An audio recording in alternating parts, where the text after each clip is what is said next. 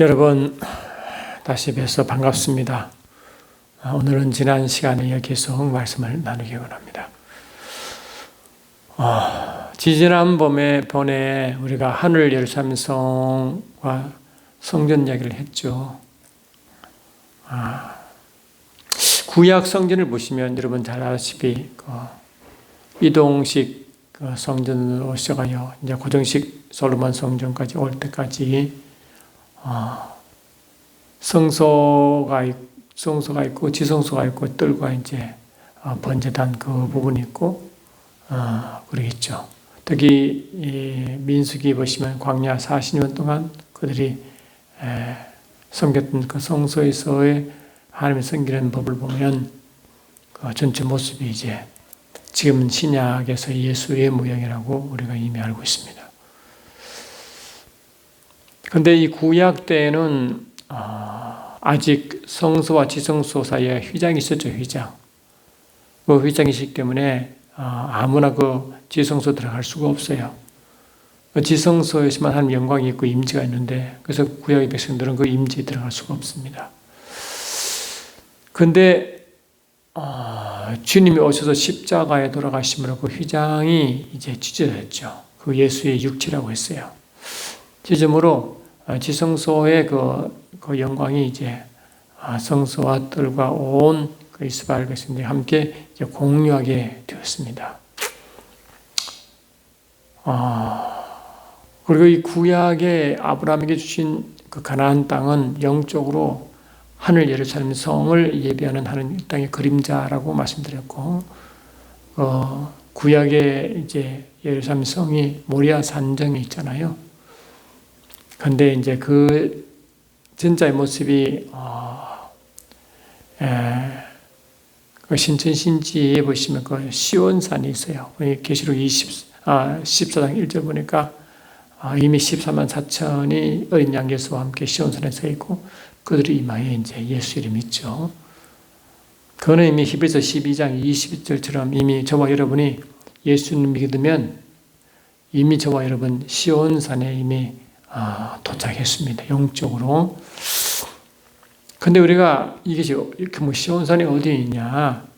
에베소 2장 6절 보니까 함께 일으키고 함께 하늘에 앉으시님으로 함께 예수님과 함께 있는 자가 있다는 거예요. 예수님이 우편 보좌에 이제 계시죠. 근데 그게 함께 교회와 함께 그 교회가 이제 성도들의 영인데 그 한 성도의 영과 예수님이 이제 영적 부부죠. 그래서 항상 떨어질 수가 없는 관계입니다. 예수님 계신 곳에 우리 영도 함께 있다고 말씀드렸죠. 그래서 히브리서 12장 22, 23절 그걸 말하고 있습니다. 그러니까 우리가 이미 예수님을 믿고 예수님과 하나가 되어 영적 부부로서 이제 그 우편에 예수와 함께 있습니다. 그 우편에 있는 곳이 소위 시온산입니다. 시온산. 예수와 함께 있죠. 그래서 우리가 예수 믿는 모든 자들은 영적으로 예수와 하나가 되어 이미 시온산에 예수와 함께 있는 모습입니다. 근데 그 시온산이 구약의 예루살렘 성은 모리아 산 위에 이제 예루살렘 성이 있지만 하늘에서는 그 모든 모리아 산 신의 산이 시온산을 연하는 한 모형이었다는 겁니다. 그게 갈라디아서 나와 있죠. 다시 보시면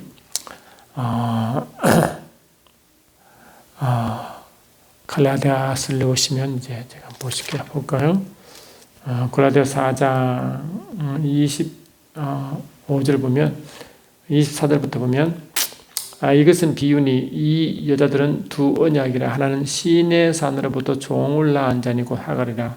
이 하갈은 아라비아에 있는 시내 산으로서 지금 있는 예루살렘과 같은 곳이니 그가 그의 자녀들과 더불어 종로를 타고 오직 위에 있는 예루살렘은 자유자니 곧 우리 어머니라 그랬잖아요.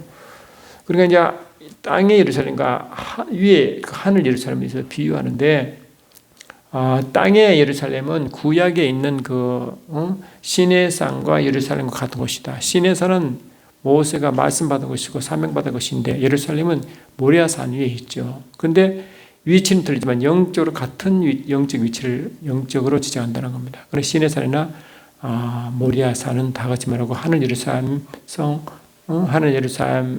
성이 있는 곳, 그곳을 이제 예배하는 말하고자 하는 것이죠. 그래서 이제 그 하늘 예루살렘 성의 모습은 계시록 21장, 22장에 나와 있죠. 보시면 계시록 21장을 다시 한번 보시면 이렇게 되어 있어요. 우리가 2주 전에 이제 한 이야기인데 그걸 다시 말씀을 좀 드리고 하고 있습니다. 계시록 21장 9절 보니까 7 대접을 가지고 마지막 7 재앙을 담은 7 천사 중 하나가 나와서 내게 말하 이르되 이리 오라. 내가 신부 곧 어린 양의 아내를 내게 보리라. 어린 양의 아내 곧 신부라고. 성녀로 나를 데리고 크고 높은 산으로 올라가. 성녀로 나를 데리고 이제 요한의 영이 이제 성령과 함께 이렇게 움직이는 거예요. 지금 높은 산으로 올라가 하나님께로부터 하늘에서 내려오는 거룩한 성 예루살렘을 보이니, 하나님께로부터 하늘에서 내려오는 것인데, 그런데 높은 산에서 봤더니 높은 산이 시온산인 것입니다. 그러니까 이 거룩한 성이 이제 시온산 위에 이렇게 위치하고 있는 것이죠. 그 시온산이 뭐라고? 신부 곧 교회의 모습이라 맞습니다. 최종적으로 이제 고린도서 15장 24절에 주의 백부자 심판이 다 끝나고 이 땅에 임했던 천년왕국에 임했던 그의 나라 곧 교회죠. 교회가 이제 아버지께 받침받습니다. 그 받침받을 때 그때 이제 받침받은 그것이 하늘 예루살렘 성이 되는 거죠. 그것이 시온산 위에 있는 것입니다. 그것이 계시록 14장 1절 어린 양과 함께 시내산에 있는 어린 양과 함께 그 시온산에 있는 모습, 영적으로 최종적으로 될 모습을 그렇게 그린 것이죠. 히브리서 12장 20절도 최종적으로 그렇게 된 모습을 그렇게 말씀하고 있는 것입니다. 그래서 이게 이제 이 모습이 있고 구약에서도 스가랴서에도 그거를 말하고, 특히 시가서 14장은 그걸 계속 말하고 있습니다. 스가랴서 14장 7절로 11절 보면 이렇게 되어 있죠. 여호와의 아시는 한 날이 있으리니 낮도 아니요 밤도 아니라 어두워 갈 때에 빛이 있으리로다. 그날에 생수가 예루살렘에서 솟아나서 절반은 동해로 절반은 서로 흐를 것이라. 여름에도 겨울에도 그리하리라. 이것이 뭐냐니까 예루살렘 성에서 이제 거기 성소가 있는데 성소에서 에스겔 47장 보니까 그래서 이제 성소에서 물이 흘러나오죠. 점점 차올라 이제 나중에 발목, 무릎, 허리, 창이라는 것이 흐를 때 그때 이제 그 물이 계속 흘러서 아라바 평지를 적시고 사회를 살리고 이게 나오죠. 그 이야기를 이제 스가랴서 하고 있는 거. 그런데 그 모습이 실은 하늘 예루살렘 성을 실제 모습을 비유로 설명하는 겁니다. 그래서 에스겔 성전은 이 땅에 있는 하늘 성전인데 그렇게 설명하고 있는 거죠. 거기 계시록 22장 1절로 3절 말씀을 계속 하고 있는 것과 같은 것입니다. 스가랴서 똑같은 말씀이에요. 스가랴서 14장 계속 읽어보면 9절 보니까 여호와께서 천하의 왕이 되시리니 그 날에는 여호와께서 홀로 한 분 있을 것이요 그의 이름이 홀로 하나 있을 것이라. 온 땅이 삼일차는 이름이 하나라고 말하고 있는 거죠. 온 땅이 아라바와 같이 이 에스겔 47장 이야기예요. 아라바 큰 평원이죠. 그런데 게바에서 예루살렘 남쪽 림본까지 이를 것이라. 예루살렘이 높이 들려 그러니까 높은 곳에 예루살렘 성이 있는 거죠. 그것이 뭐라고? 하늘 예루살렘 성이고, 이 땅에서는 모리아 산정에 있는 예루살렘이고, 하늘에서는 시온산에 있는 그 예루살렘을 높이 들렸다 이렇게 표현한 겁니다. 그럼 이 모습이 뭐냐? 이 신약에서 구약에서 이스라엘 지형 단면들을 보면 욥바와 느보산을 딱 잘라서 보면 그게 이제 예루살렘 유다 산지 위에 그 예루살렘 성이 있잖아요. 그리고 그 동쪽에 열매가 있고 그 옆으로 이제 느보산에 있는 그 모압 산지가 있죠. 그래서 서쪽으로는 요단 서편이 있고 지동까지 큰 아라바와 같은 그 평지가 있다. 이 모습이 하늘 예루살렘 성 모습과 똑같이 그렇게 땅의 비유가 하늘 예루살렘 성을 실제로 보여주고자 모양이 이렇게 예루살렘의 땅 지형도의 단면도가 딱 보면 보이는 거예요. 그것이 이사야 14장 특히 10절 보니까 온 땅이 아라바와 같이 되되 게바에서 예루살렘 남쪽 림몬까지 이를 것이며 예루살렘이 높이 들려 그 본체시리니. 이렇게 높이 들리는 모습, 그것이 요한은 높은 산에서 아버지께 내려오는 그 예루살렘 성을 보고 이야기하고 있어요.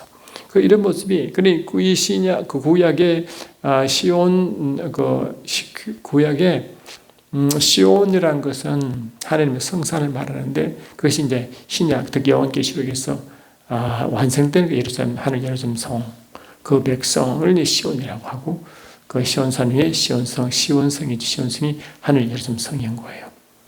그러니까 이미 갈라디아서도 이 땅에 이 하갈과 사라 두 비유를 통해서, 하갈은 종이고 사라는 그 땅에서 말하고 아들로서 하늘 예루살렘 성을 예비하는 그런 모습으로 설명하고 있습니다.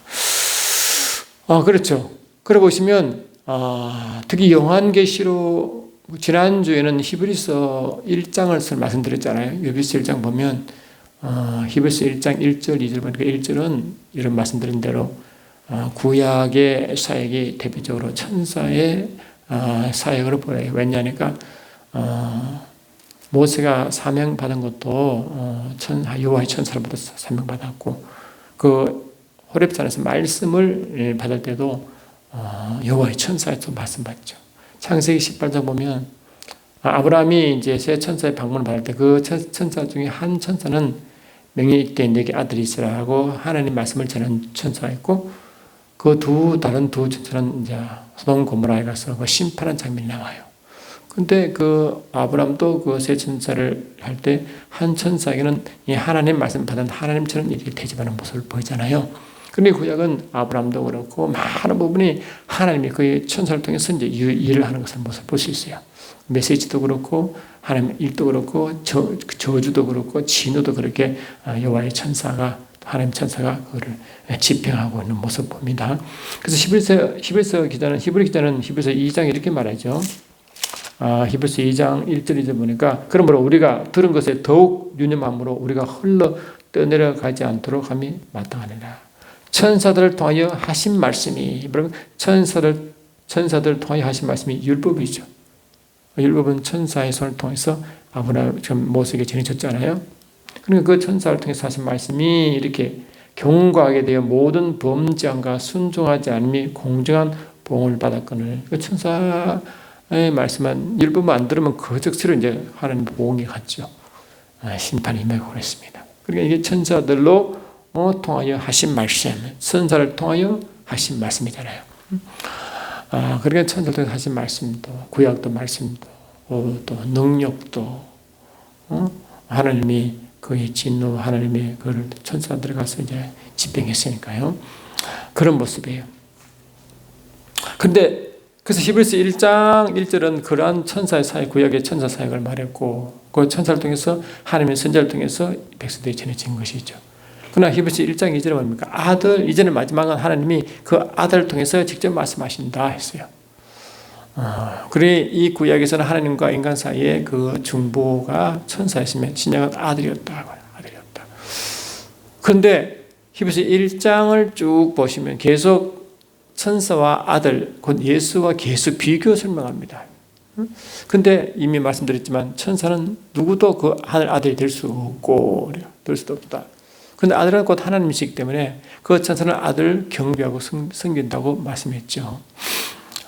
그런데 이제 쭉 히브리서 1장 그 맨 마지막에 뭐를 말하느냐. 모든 천사들은 부르짖는 영으로서 구원받을 후사를 위하여 섬기라고 보내는 게 아니냐. 그 섬기는 영, ministering for라고 되어 있어요. 이 angel ministering for saint, 교회죠, 교회. for the church. 교회를 위해 섬기는 영이 모든, 그러니까 천사가 이 구약은 다 하나님을 섬기고 하나님을 집행했지만 이제 신약에 와서는 뭐냐고, 신약에 와서는 진짜 교회를 섬기는 거예요. 그럼 교회는 뭡니까? 교회와 하나님은 하나 있습니다. 성령을 통해서 예수님 우리 안에 들어서서 예수와 교회가 하나 되어 있고 성령과 교회가 또 하나 되어 있다. 그렇다. 계시록 22장 10절 보면 그 더욱더 분명히 나오는데요. 보시면 이렇게 있습니다.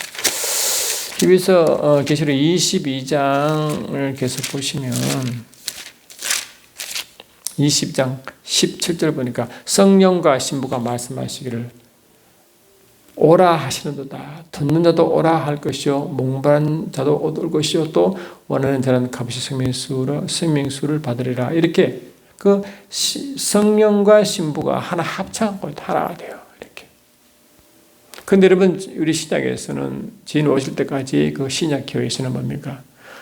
이 성령께서 이 교회를 통해서 일하시죠.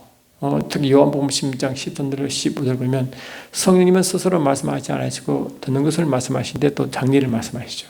근데 그 듣는 것은 뭐냐? 그 예수께서 하신 말씀을 듣고 예수는 아버지께 온 말씀이라고 말씀하셨죠. 그래서 이 예수의 영광을 드러내고 예수 말씀을 드러내고 예수 일을 드러내는데 그 모든 영광도 모든 말씀도 다 아버지로부터 출발한 것이었다 하는 거잖아요. 그러니 이 교회는 성령 하나 되어 성령과 하나가 되어 아들 예수의 말씀을 전하는 것입니다. 선포하고 그 아들의 말씀은 곧 아들 안에 계신 아버지의 말씀이었죠. 이런 관계다. 그러니까 이 시장에서는 이 교회가 야고보서 4장 5절 보시면 하나님을 거하게 하신 성령. 그래서 성경에서 임하시면 하나님이 우리 안에 거하신다. 그래서 이 삼위일체 하나님 우리 안에 거하게 하신 이가 누구냐? 성령이시다. 그 성령이 우리 안에 이제 오시면 삼위일체 하나님 모습이 들어오시는 거예요. 요한복음 16장 13절 15절처럼 일하시죠. 그렇게. 그러니까 이제 내 안에 성령으로 이제 우리가 말씀을 전할 때 성령으로 말씀을 전하는 거죠. 주신 예수의 말씀을 전하는 거죠. 요한일서 2장 6절에서도 예수 안에 있다고 하는 자마다 그가 행하신 대로 행하라. 우리가 예수 안에 있으면 그런다고 예수가 우리 안에 있으면 이제 성령 받은 상태잖아요. 그러면 성령께서 내 안에 들어오시면 이 예수께서 성령으로 우리에게 말씀을 주시면 그 말씀을 우리가 선포하는 것입니다. 그러니까 실제 우리가 말하지만 실은 내가 하는 것이 아니라 성령으로 내 안에 계신 예수의 말씀을 선포하는 거예요. 그렇죠? 그걸 보고 예수의 우리는 대사다. 우리는 예수의 말씀을 대언하는 대언의 영이다라고까지 합니다. 원래 대언의 영은 예수님이신데 이제 우리가 성령으로 그 예수의 말을 대신 전하는 거 아니겠어요? 성령으로. 그래서 이제 그러니까 이제 히브리서 기자는 모든 전서는 구약 시기는 예수 하나님을 섬겼는데 이제는 그 하나님과 하나 된 교회를 섬긴다는 거예요. 그런 거죠. 그러면 어떤 구조냐? 이제 우리가 계시록 4장 5장에 나오는 하늘 예배가 배설되어 있는 그 모습을 이제 우리가 볼 수 있어요. 지난주에 마칠 때 이 그림을 그려놓고 제가 마쳤는데 그 어린 양의 보좌, 하나님 보좌 그 주위에 그 네 생물이 나오고요. 그 주위에 또 24장로가 나오고 그 주위에 천천만만 수억의 천사가 이렇게 둘러싸고 있습니다. 그런 모습. 그러면 이 네 천사도 24장로도 그 천천만만 천사도 무슨 뜻이냐? 방금 말씀하신 대로 이 모든 천사, 천천만만 천사는 결국은 뭐라고? 결국 이 몸된 기회, 구원받을 후사, 몸된 기회를 섬기라고 하던 영이기 때문에 그 보호자와 그 주는 몸된 교회에 깊은 연관이 있겠다고 생각이 드는 거죠. 그래서 이제 보시면, 네 생물은 에스겔서 1장과 10장이 나오는데, 거기 보시면, 이 그룹의 모습인데, 앞에는 사람 모습, 뒤에는 독수리 모습, 그 자유는 그 송아지와 사자의 모습이 이렇게 나와 있어요. 이렇게. 그런 모습으로 아주 얇았죠. 그렇게 복잡한 천사는 없는데 영적 설명하다 보니 그렇게 설명한 것이죠. 그런데 그 네 생물이 이사야 선지자도 봐요. 이사야 6장에 나오죠. 근데 그 똑같은 네 생물을 요한도 봅니다. 계시록 4장 5장에 나와요. 그래 같은 생물들이에요. 같은 생물들이고. 그리고 우리 사복음서 알죠? 마태, 마가, 누가, 요한. 그 사복음서는 예수님이 어떠한 분인 걸 설명하는 겁니다. 요한은 알다시피 하나님 아들이심을 설명하죠. 똑같이 마태는 그 왕이신 예수를 설명합니다. 그렇죠. 그러면 마가는 섬기로진 종의 모습의 예수님이에요. 그리고 누가는 뭡니까? 사람된 인자의 모습으로 예수를 설명하잖아요. 그 예수의 모습을 사복음서 설명하는 거예요. 예수 모습 이렇게. 예수 모습을 말이죠. 그래서 이 예수님 모습을 설명하고 예수의 특성을 설명하죠. 그래서 이 사복음서는 결국 뭐냐니까 네 생물과 연결되어 있어요. 네 생물과. 사자의 모습, 독수리 모습, 송아지의 모습, 사람의 모습. 사람은 누가 네 말고 보면 인자 예수. 누가 인자 예수 모습, 인자 사람 모습. 성기는 송아지의 모습, 아들은 독수리 모습, 사자의 모습 이렇게 쭉 나타나죠. 왕은 사자의 모습. 또 그게 순서가 바뀌었나 하여튼 그래요. 그런 모습이에요. 그런 모습이니까 결국 뭐냐? 이 사복음서 말하는 대표할 때 그 동물들 모습, 그 생물들 모습, 그다음에 에스겔에서 나오는 그 생물 모습, 이사야 선지자가 본 그 생물, 요한이 본 생물, 같은 생물이에요. 그럼 그 생물이 누구냐? 바로 이 구약의 또 이동식 청막, 그러니까 이동식 그 청막인 그 이동식 성막과 연결되어 있습니다. 보시면 이미 우리가 알다시피 이스라엘 백성들이 이제 성막을 이제 이동식 청막으로 광야를 지날 때 그 성막 가장 주위에 레이족식이 있죠. 그 주위에 이스라엘 중에 12지파니까 12지파가 세 지파씩 한 그룹이 이루어가지고 동서남북으로 그 두 진영을 이렇게 이룹니다. 그래서 그 12지파는 네 진영으로 나눠가지고 그 이스라엘 진영의 그들의 텐트는 성막을 향하도록 되어 있어요. 민수기 22장 2절 나와요. 그 성막은 실제로 예수를 의미하니까 그들은 항상 오신 메시아를 이렇게 바라보고 만들었죠. 그리고 그 성막 중심부터 그들의 이스라엘 백성이 있는 것까지 한 약 1km 정도의 거리를 두고 이렇게 진을 지켰다고. 왜 그렇게 많은 백성들이잖아요. 그만큼 넓은 뜻을 이렇게 했다. 그런데 이제 구름 기둥과 불 기둥으로 이스라엘 백성 전체를 덮고 있죠. 온전히 성 임재 아래에 있는 모습을 그래 보여줍니다. 40년 동안 말이죠. 그 임재 아래에 있으니까 그 천국의 삶을 사는 거죠. 왜냐? 사막은 도저히 살 수 없는 환경이다. 먹을 것도 없고 살 수 없는 환경인데 먹고 마시고 있고 신고 그다음에 더위와 추위를 다 피했잖아요. 뱀과 정갈도 그 피했죠. 그러니까 그거는 그 지옥 같은 환경인데 천국 같은 삶을 산 것이죠. 그 차이가 뭐냐면 이 사람 하나의 구름 기둥이 불 기둥이 그를 이렇게 보호하고 지켰잖아요. 그를 하나의 진영이다. 그러니 하나님의 영광이 있는 모습으로 쭉 그렇게 설명하는 겁니다. 실제 이스라엘 백성이 40년 그걸 실제로 경험했잖아요. 실제로. 그래 이 하나님의 영광의 구름 임재가 얼마나 강력하면 그것이 곧 천국의 삶과 같을까. 그래서 성령이 강하게 있으면 그 천국이 임한 의미가 똑같다. 인도 로마서 그 14장 17절에 한 나라는 먹고 마시는 것이 아니라 성령 안에 있는 의와 평강과 희락이다 했잖아요. 그 성령 안에서 임재 안에서 그걸 누리는 것이 신약 그 나라의 실체를 누린 그 실체를 누렸다. 그래서 이 땅의 실체를 누리는 원래 모습이 처음에 이제 에덴 동산에 나타났지만 그들은 이스라엘 백성도 그걸 누리는 거예요. 그게 그런 거죠. 그게. 그래서 이 이등지 청막이 있는데 그 동서남북으로 이스라엘 백성이 네 그룹이 이렇게 성막 줄이 있다 그랬잖아요. 그런데 그 동서남북으로 네 그룹이 있을 때 그 그룹이 기가 있어요. 우리가 부대 기가 있듯이 그 세 지파 하나의 그룹인데 그 그룹 대표 그룹의 기가 있다. 하나는 그 사자의 모습의 기가 흔들리고요. 또 하나는 사람의 모습의 기가 흔들리고요. 하나는 또 송아지 모습의 기가 흔들리고, 하나는 또 북쪽에서는 독수리 같은 비가 이렇게 흔들려요. 그게 있어요. 그 동쪽에서는 이 사자의 모습이었고, 서쪽에서는 송아지 모습이었고, 남쪽에서는 사람의 모습이었고, 북쪽은 독수리 모습이었다. 여러분 독수리가 알다시피 굉장히 최고의 주권과 민첩성을 드러내죠. 사람은 지혜를 말하겠죠. 그리고 사자는 힘이죠. 충성이고. 그 다음에 송아지는 충성이고 사자는 용기죠. 용기죠.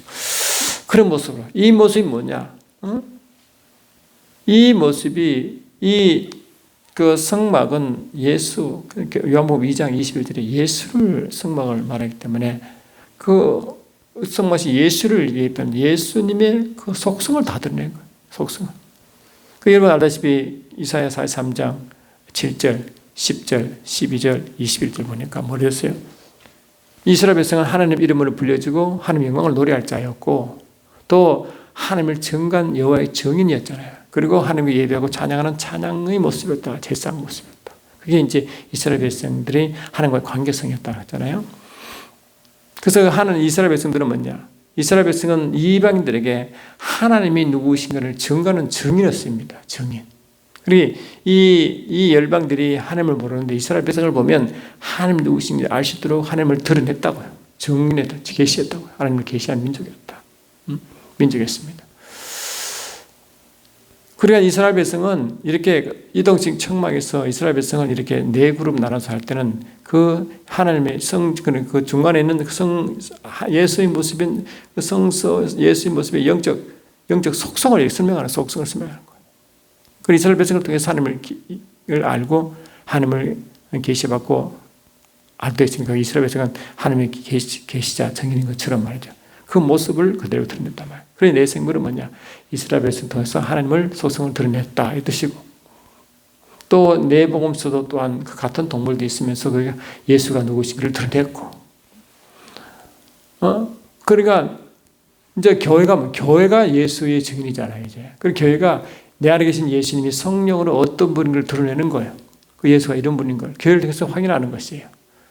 원래 교회가 형성되기 전에 예수님이 이 땅에 계실 때 골로새 1장 15절 보니까 보이지 않으신 하나님의 형상이 예수이기 때문에 그 보이지 않는 하나님을 보이는 하나님으로 증거한 자가 예수님이죠. 그래서 예수를 본 자를 아버지 보았단 말이죠. 그래 예수님은 아버지의 형상의 그 증인이었고 교회는 예수의 증인이다. 다 성령을 이루어진 것입니다. 구약이든 하나님의 증인이었죠. 그것이 뭡니까? 하나님의 소성을 드러냈다. 그래서 내 생물은 뭐냐? 신약, 구약 그 다 합쳐서 뭐라고요? 계시록 다 합쳐서 바로 보좌 중앙에 계신 그 하나님과 어린 양 예수의 표현이 내 생물이었다. 내 생물이다. 그러면 구약 신약 때문에 그 교회가 그런 일을 담당하는 거죠. 교회가 이 내 보좌 계신 주님의 표현이다. 우리가 예수의 표현이잖아요. 증인이잖아요. 그리고 우리 성령을 받으면 우리 안에 주의 보좌가 있잖아요. 그리고 우리가 성전이잖아요. 우리가 주의 보좌가 있으니까. 그 예배한 처소, 기도한 처소인 동시에 정면으로서 증거로서의 모습이잖아요. 그러니까 이 내 생물은 이 내 생물은 뭐라고? 증인과 계시하는 하나님 교회의 모습, 신약은 교회의 모습이다. 하나님 백성의 모습이에요. 믿으시죠? 그런 모습이. 빅스비 보이스 개인정보 관련 내용이 업데이트되었습니다. 계속하려면 화면에서 개정된 내용을 확인하세요. 또한 그 내 생물 주위에 또 24장로가 있습니다. 장로는 다윗 때부터 내 24번을 그 오다에서 이렇게 돌아가면서 제사장 역할을 했거든요. 그런데 그 시대요. 이 다윗은 다윗 왕국의 한 나라의 모습을 말하잖아. 그리스도의 나라를 표현하잖아요. 예. 그처럼 이 한 나라가 임한, 이 교회가 한 나라가 임한 하는 나라가 하잖아. 베드로전서 2장 9절에도 너는 택하신 족속이요 왕 같은 제사장들이요 그의 나라요. 우리가 그의 나라. 계시록 1장 6절 5장 10절에서도 우리는 그의 나라라고 분명히 했거든요. 그의 나라 라고 분명히 말했단 말이죠. 그러니까 이 이사장로는 뭐라고? 이 장로는 바로 이 제사장 역할, 제사장 역할, 예배자의 모습이다. 그 누구예요? 교회죠, 교회. 왕 같은 제사장이니까 말이죠. 이런 모습. 그러니까 이 내 생물도 이런 이 보좌에 계신 그 하나님분 예수님이 계시하고 정의는 소의 모습, 그 특성을 나타내는 분이고 역할이고 그 24장로 모두 이 예배와 제사를 드리는 그 모습으로의 그 제사의 모습입니다. 그게 뭡니까? 이런 영적인 성도의 모습입니다. 다 성도예요. 이런 실은 교회의 모습이고 성도의 모습이죠. 이게 그 역할이 이렇게 나눠진 거예요. 역할 나눠진 거예요. 그러니까 이 교회의 모습이 뭐라고? 바로 주위의 천지만물천사가 이 히브리서 1장 14절처럼 이 교회를 호위하고 교회를 위해서 섬기는 자가 되는 모습으로 나타난단 말이죠. 참 신기하죠, 이 모습이. 그러니까 이 신약과 구약과 계시록과 다 이 내용이 일차잖아요. 이런 모습이에요. 그래, 그렇단 말이에요. 그리고 신기한 건요, 이 내생물이 이제 교회의 모습을 속성으로, 영적으로 설명한다고 그랬으니까, 나중에 이제 계시록 6장, 그 다음에 8장, 9장, 그 다음에 16장 보시면 하나님의 진노가 나와. 7번의 진노 쭉 그 다음에 나오는데 7번의 진노로 그것이 아니지만 7번째 진노가 7 나팔이고 7번째 나팔이 7 대접이니까 결국 7번의 진노로 하나님의 진노가 마치는데 첫 번째, 두 번째, 세 번째, 다섯 번 이는 때는 분 이런 이야기신데 그러면 계시록 4장을 잠깐 5장을 잠깐 보면 여기 되어 있습니다. 자, 6장을 잠깐 보면요. 예. 6장 보시면 계시록 5장 1절 보니까 내가 보매 보호자에 앉으신 이의 오른손에 두루마리가 있으니 안팎으로 섰고 7인으로 봉하였더라. 또 보매 힘있는 천사가 큰 음성으로 외치기를 누가 그 두루마리를 펴며 그 인을 떼기 합당하냐 하나 하늘 위에나 땅에나 땅 아래에서 능히 그 두루마리를 펴거나 보거나 할 자가 없더라. 쭉 나오다가 이제 계시록 6장 보면 이제 그 7인을 뗀 자가 이제 예수님을 이렇게 쭉 말한 거예요. 계시록 5장 5절 보니까 장로 중 한 사람이 내게 말하되 울지 마라. 유다 지파의 사자 다윗의 뿌리가 이것이니 그 두루마리가 그 7인을 떼시리라. 다윗의 뿌리가 예수님이냐. 예수님이 그 인을 뗀다요.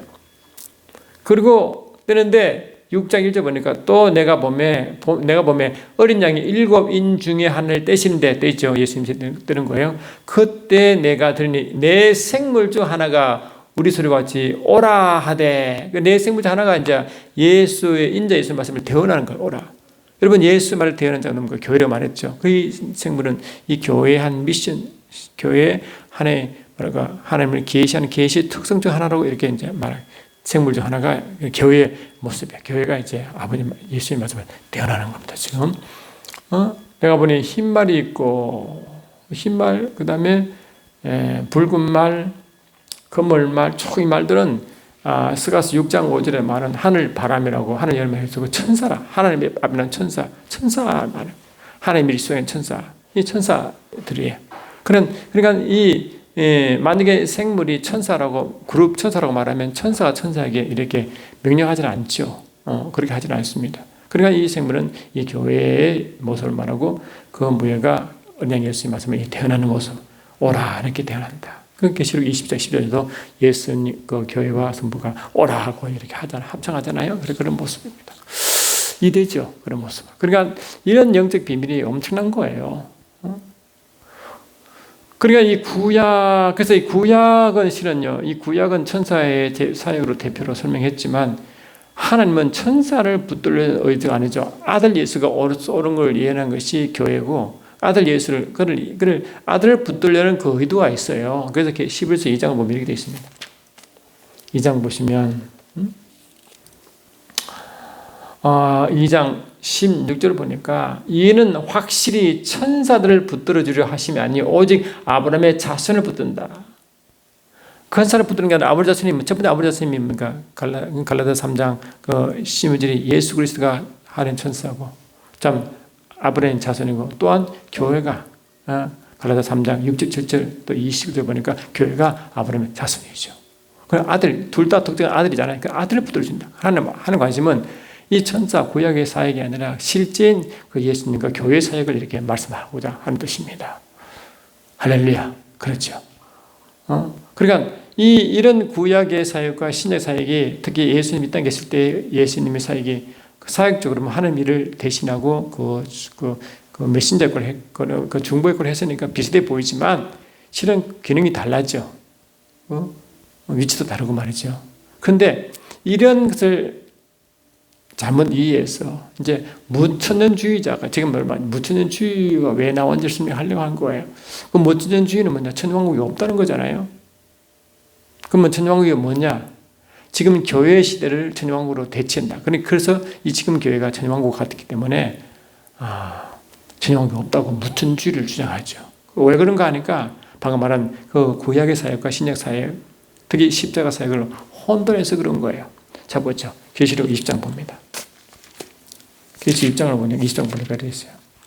또 내가 보면 천사가 무지개 열쇠와 큰 쇠사슬을 그의 손에 가지고 하늘로부터 내려와서 영을 잡으니 곧 예뱀이요 마귀요 사단이라 잡아서 천년 동안 결박하여 무지개에 던져 넣어 잠그고 그 위에 임봉하여 천년이 차도록 다시는 만국을 미혹하지 못하게 하였는데 그 후에는 반드시 잠깐 놓으리라.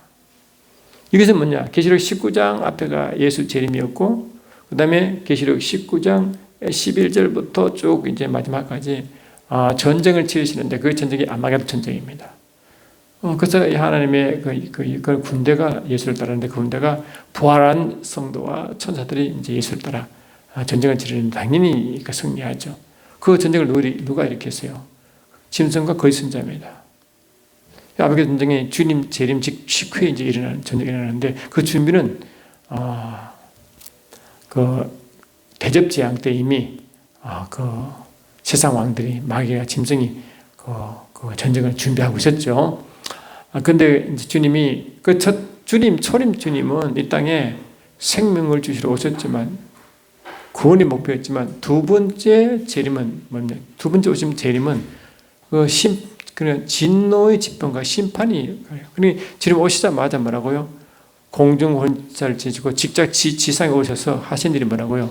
아마겟 전쟁을 일으키게 행하시는 거예요. 그걸 끝나자마자 이 아마겟 전쟁을 일으키는 짐승과 거짓 선자는 지옥불로 던져주십니다. 그리고 영을 사로잡아 무지개 천년도 갇히는데 그 영을 사로잡은 자가 누구냐? 천사의 한 명이에요. 방금 읽었잖아요.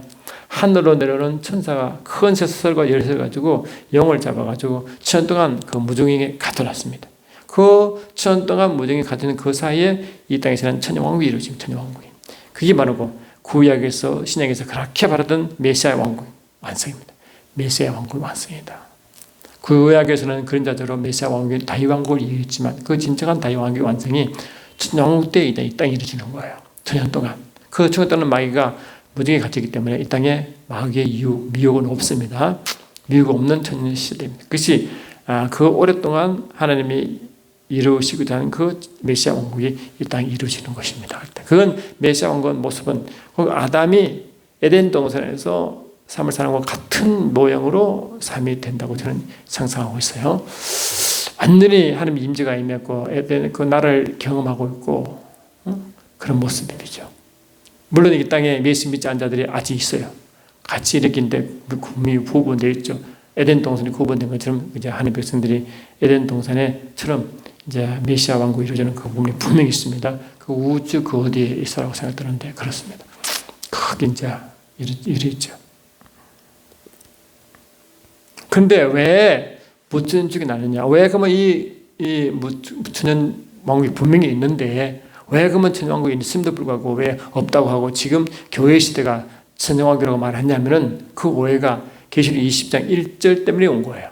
다시 보면 계시록 20장 1절이 뭡니까? 또 내가 보면 천사가 무지개의 열쇠와 큰 쇠사슬을 그의 손에 가지고 하늘로서 내려와 영을 잡으니 이 뜻이 영을 뭐라고?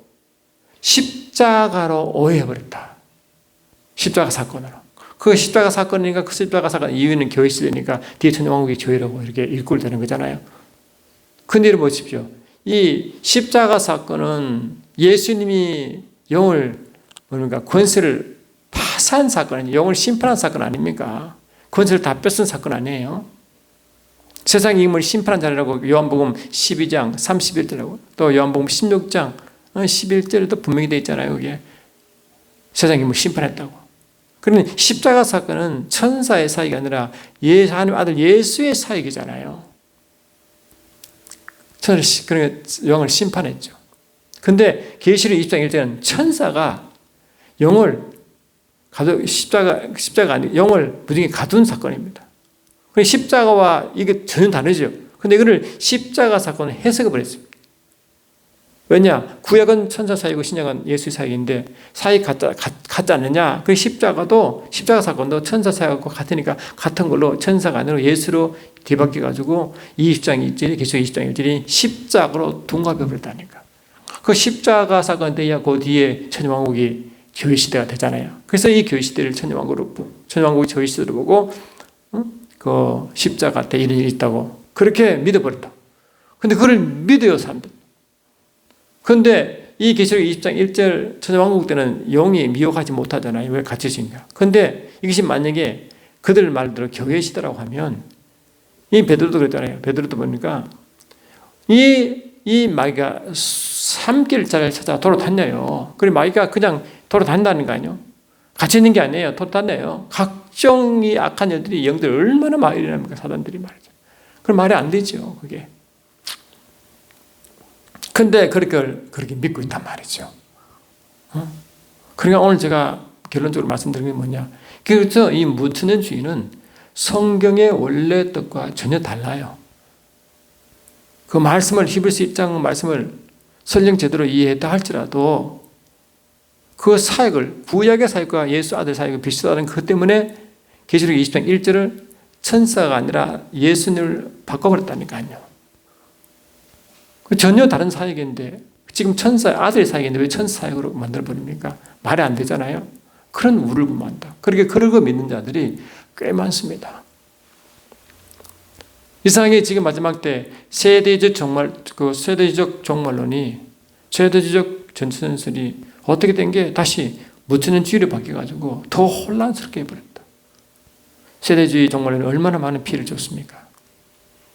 그제 구약과 유대 사원으로 해석해가지고 모든 걸 해석해가지고 얼마나 미혹시켰어요. 육령기표 베리칩 이야기도 다 연결되어 있거든요. 그 다음에 제3성전 이야기도 그렇고 천막절 지키러 올라간다는 그 운동도 그렇고 말이죠. 전부 다 그 세대 종말론 한 자들이 한 이야기거든요. 그리고 예수 재림 직전에 큰 환란이 있는데 그 환란을 모든 하나님 백성이 통과하도록 되어 있다. 계시록 2장 3장에 그 7교회에 주신 공통 말씀이 뭡니까? 성령의 교회들하는 음성을 들으라. 그리고 끝까지 인내하는 자라고 두 가지잖아. 그리고 끝까지 인내하면 하는 복음을 전하래. 성령으로. 사도행전 2장 10절로 21절 보니까 성령 임하고 대환란이 있고 그 뒤에 끝까지 주의 이름 부른 자다 구원한다. 끝까지 주의 이름 부른 자, 끝까지 이기는 자. 항상 그래. 계시록 마태복음 24장에서도 주님이 항상 끝까지 말씀을 전하라고 하고 있어요. 주님 오실 때 주님 언제 오십니까? 마태복음 24장 15절에 천국 복음이 모든 족속에 전파되어야 하느니 그때야 마지막 온다. 그 주님 재림입니다. 그 천국 복음을 다 전하는데 누가 전합니까? 몸된 교회가 전하죠. 그런데 몸된 교회가 환란을 통과하기 전에 다 휴게 부르면 전할 자가 없잖아요. 등과 기름을 준비한 처녀도 끝까지 불을 밝히고 혼자 들어가잖아요. 그러니까 한 번도 재림 전 환란을 겪지 않고 휴거한다는 말이 한 군데도 없어요. 그렇게 만들어본 그 많은 만들 중에 그 말씀이 계시록 3장 10절 권도 세사르고 후서 2장 7절 말씀이 핵인데 그 말씀을 잘못 오해했다. 환란을 면한다가 아니고 환란 동안에 이기도록 하나님은 그들을 보호한다는 말씀이고 또 그 불법한 자가 일어날 때 그 불법한 자를 다 그걸 제재한 자가 있는데 그 제재하는 분이 그 일을 마치고는 옮겨진다. 그게 단수인 성령을 말하는데 그것을 말합니까? 믿음 좋은 성도로 해석해가지고 옮긴다 해서 환란 전에 황전의 휘관을 해석해버려요. 그리고 말씀을 오해했다. 그러니 세대주의도 말씀을 오해했고 무천년도 말씀을 오해해서 그런 종말이 생겼다니까요. 그 말씀이 제대로 열리지 않으면 제대로 안 열리면 이런 오해를 하고 그 분별력이 부족하고 없으니까 다 따라간다는 거예요. 오늘 그래서 제가 이런 왜 히브리서 1장을 들고 제가 두 번 말씀드리냐면은 이런 영적 원리 말씀이 열리고 말씀이 감동받아 열리고 말씀이 제대로 풀어지면 이제 그 진리가 보이잖아요. 제대로 보이잖아요. 그 교회의 위치가 얼마나 대단한지 오늘 말씀드렸죠. 이 모습이. 이게요, 신약, 구약, 교회, 신약, 구약, 교회, 계시록이 처음 통일돼 나타나잖아요. 그래, 대부분 보면 이게 내 생물을 다 천사라 해석해버렸고, 또 이스라 당대도 또 구약의 12지파, 신약의 12지파라 해석해서 이상하게 해석해버리고, 그리고 선제 성경의 영적 원리가 다 깨져버린 거예요. 그러니까 영적으로 이 구조가 안 맞고 이 해석이 이렇게 돼버렸다고. 그런데 일부는 혹시 말할지 몰라도 전체 흐름이 맞고 영적 질서가 안 맞고 영적 원리가 안 맞기 때문에 결국 대혼란을 불러일으킨다. 영적 구조, 영성 이분이 다 어쩌면 혼란스러워 결국 깨지게 돼 있어요. 안 맞아요. 그러니까 분별력이 잊어버리고 사단이 능력을 가지고 기적을 행할 수 있으면 그들도 따라가게 되고 그래서 이단을 빠지게 되고 그래 이단이 계시록을 가지고 얼마나 장난치고 또 기존 목사 주의 목사들이 얼마나 끌려가는 이야기 하잖아요. 참 안타깝지 않습니까? 그래서 히브리서 5장, 6장 보시면 그러니까 이 신선한 젖은 성장하게 만들지만 그 젖만 먹으면 안 됩니다.